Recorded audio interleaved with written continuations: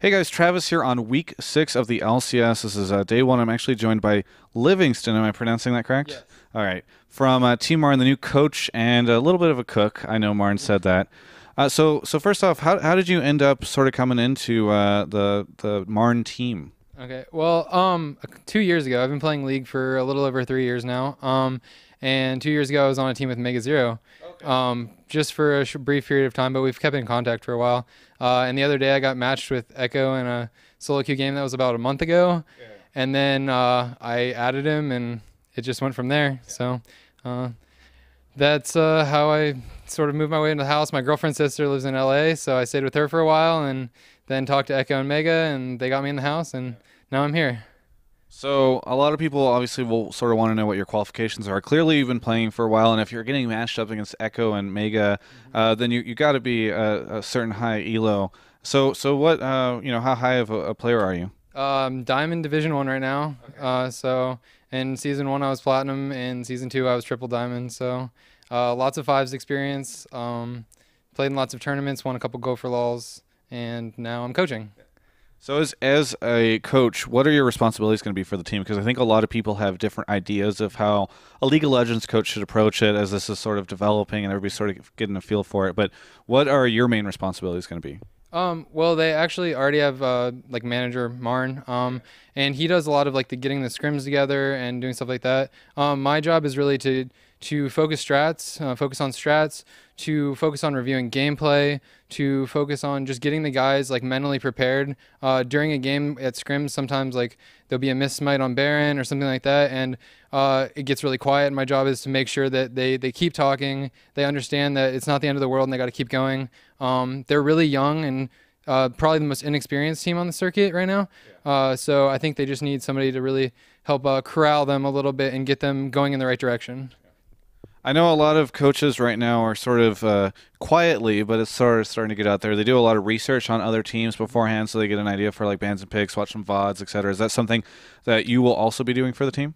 Yeah, I actually watched most of the Dig LCS games today in preparation for Dig. And we've gone over some of the TSM ones, but I think TSM plays a little more standard, so it was they're a little bit easier to prepare for than Dig is. So yeah, we focused a lot on Dig today. We had a good showing.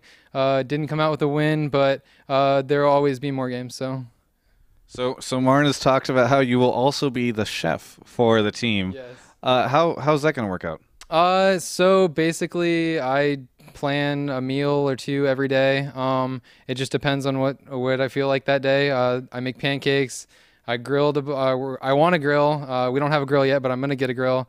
I pretty much will do anything. It's not just that. Like I'll run errands. Like I'll run out and get food if people want it. I try and like teach them to pick up after themselves, but most of the time it's just me picking up after them, which is kind of annoying. But that's gonna change. So yeah. A lot of people sort of talk about the nutrition of this, especially when we heard Reggie got sick over the weekend at MLG Dallas. So there's some conversation going on about the health habits of these guys.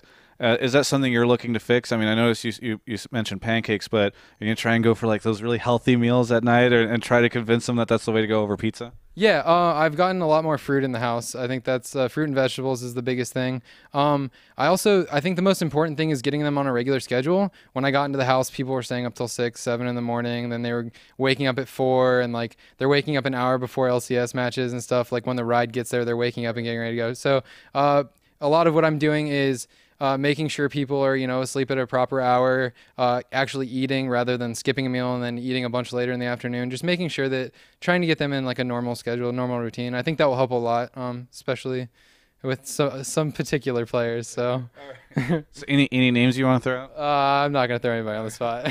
No one under the bus. Good job. That's step one as a coach. Make sure you don't throw any of your players under the bus in an interview.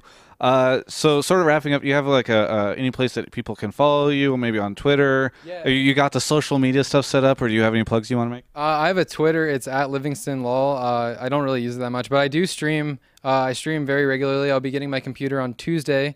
So it's at twitch.tv/Edward Livingston. And I stream pretty much every day once I have my computer. So. Any shout outs for the team you want to make? Yeah, shout out to Team MRN obviously and Mad Cats.